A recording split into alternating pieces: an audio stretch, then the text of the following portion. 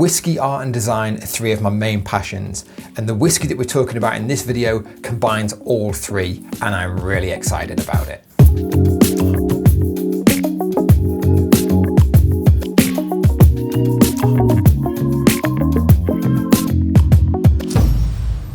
So welcome back to the channel, everyone. My name's Mark Littler. I'm a whiskey consultant, broker and market analyst. And if you want to buy rare whiskey or sell rare whiskey, head to marklittler.com. We've got loads of things there that will be of interest to you.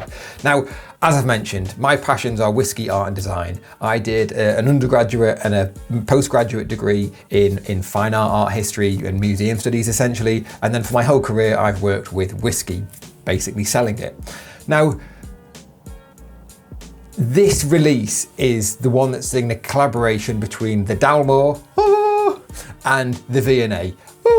Like two of the biggest people in each of their spheres. Dalmore, incredible whiskey producers. The V&A, probably my favourite museum in the entire world. Now, they've just done a collaboration. This collaboration is with the V&A Dundee, and it's a 4-year collaboration, and they've released some super incredible limited edition whiskies to celebrate this partnership. Now, before we jump into the whiskey, you've got to understand a little bit about the brands, because yes, we wang on a lot about Macallan on this channel.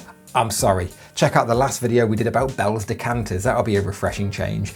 But the Dalmore, until Macallan reclaimed the crown, were the kings of whiskey. You know, Dalmore, they were founded in 1839 by Alexander Matheson. He was a very wealthy partner in Jardine Matheson, who took over the East India Company and were essentially responsible for exporting opium to China. So a jolly nice chap exporting opium to all of those lovely Chinese people that really, really wanted it.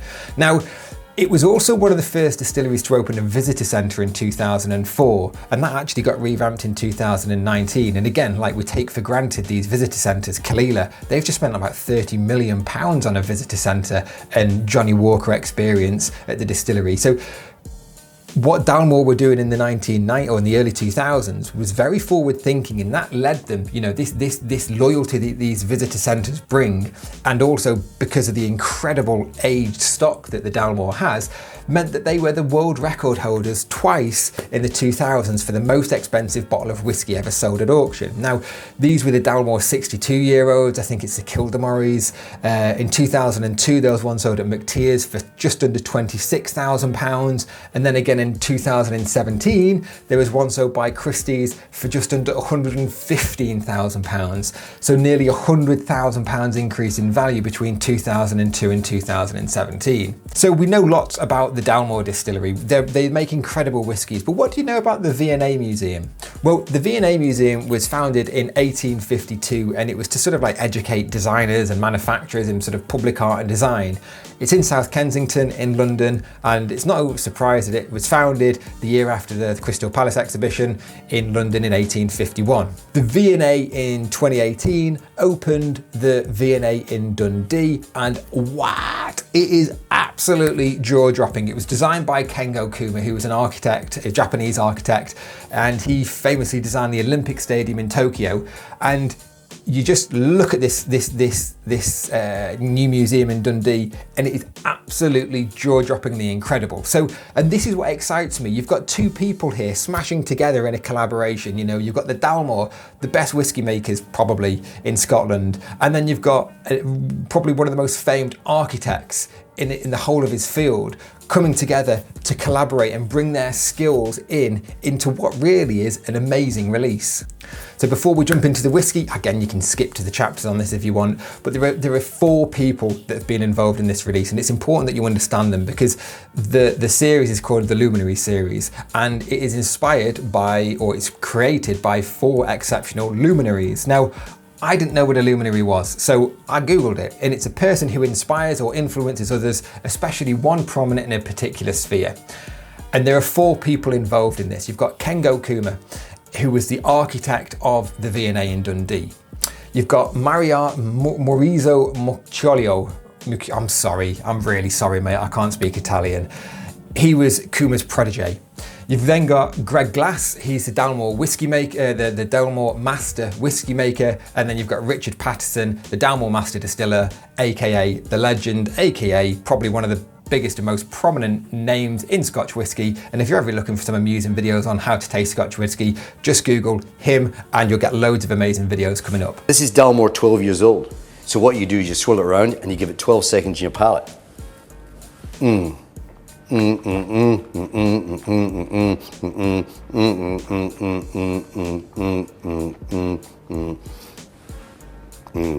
Now, those 4 people joined their combined forces to make 2 incredible releases of whiskey. So Kengo and Richard, the 2 sort of chiefs here, they have created a 48-year-old release, and it's an edition of 3. One of them is going to be sold at Sotheby's. One of them is going to go on display in the V&A Museum, and one is going to go to the Dalmore Visitor Centre. So I believe only one of these is really going to go up for sale, and that will be the one that's going through Sotheby's, and it's probably going to make an astronomical price. Why? Because it's 48-year-old Dalmore, and the presentation of this, it's incredible. It's all designed by Kengo Kuma, and it just really is a work of art. And this to me, and this is what I always like about bottles like this, that can work as a work of art, but can also work as a bottle of whiskey. So with this one, there's no pretense about trying to marry different philosophies and stuff together. Well, there is a little bit of that, but it's just about using exceptional craftsmanship. But the display, it just looks beautiful. It's just beautiful for the sake of being beautiful. You know, you've got the Bowmore Aston Martin DB5 where they put the bottle in a piston, and it's kind of like, it's a bit obvious, you know. I like it when these things are just like a work of art. It's just unashamedly beautiful, and it's beautiful for the sake of being beautiful. And that's what I think the success of this entire series is. The 48-year-old especially, it could be in any design museum, it could sit in any contemporary house, it could sit anywhere and just hold its own, just as something beautiful to look at. But scratch beneath the surface, what have you got? You've got a 48-year-old whiskey, you've got a huge amount of heritage there, it just works on so many levels. Now, this 48-year-old is going to sell for tens of thousands of pounds, only one of them is being sold, so how on earth are they going to make any money out of this? Well, they're doing one for the plebs, us, the masses, everybody. If you can't afford the one at Sotheby's, they're doing an edition of 15,000 bottles of their 15-year-old. Now, this one was, you know, the 15-year-old was created by the understudies, so Glass and Mucciola. Maybe I got that one a bit better, I don't know. Let me know in the comments below. And this is a special edition, 15,000 bottles, so it's quite a lot of bottles for a limited edition. But again, let's look back at those James Bond's limited editions. They could be an edition of 100,000, we don't know. Those numbers haven't been circulated. Whereas at least on this one, they've kind of had the decency to say, you know what, it's a limited edition, but it's a limited edition of £15,000. They're £250. They're going to be going on sale in the V&A in Dundee and various retailers and things worldwide. I doubt there's enough demand for them to sell out on release like McCann would. I think the release numbers are too high for that. But I do think that this is an absolutely gorgeous bottling. Now, you look at the pricing of it, it's £250 for Dalmore's 50-year-old, a 15-year-old, beg your pardon, which you can buy at retailers for less than £100. So you're paying like 150 quid here for a box. But look at that box. It's bloody gorgeous, isn't it? You know, and to me, I'm going to buy this simply because I want to support the V&A in Dundee, I want to support the Dalmore, and I just think it's gorgeous. Do I care if it doesn't go up in value? No, I don't. I'm probably going to open this one and enjoy it. The box to me is just sensational. It's just a beautiful design, and you know, why am I buying it? Because I want to be a patron. I want to support these sorts of collaborations that are really sort of thought through and are not just sort of like shallow and surface deep and like slapping like a brand for hire on a product.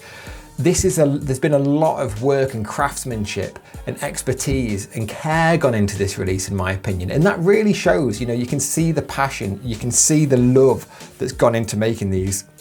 So sure, the 15-year-old, it probably won't jump up in value massively, but it sounds like they're going to be doing a different release each year. So as the time goes on, look at this in a 10-year time frame. These will probably go up in value a fair bit over that 10-year time frame, but not in a very short term like you would see with these sort of like, it's what we're very much used to in this sort of like crypto flip and sell market that the market's in now. So if you've got patience, buy one of these bottles. They're absolutely gorgeous. And not only that, you'll be supporting the V&A in Dundee, you'll be supporting the Dalmore. Ooh, they need more money, don't they? But it just really is a fantastic release. And I hope you can see my passion coming through on this. I really, really like releases like this where there's so much care and consideration gone into it. But anyway, I'm waffling on. That's the end of the video. Are you gonna buy one? Get in the comments below and let us know.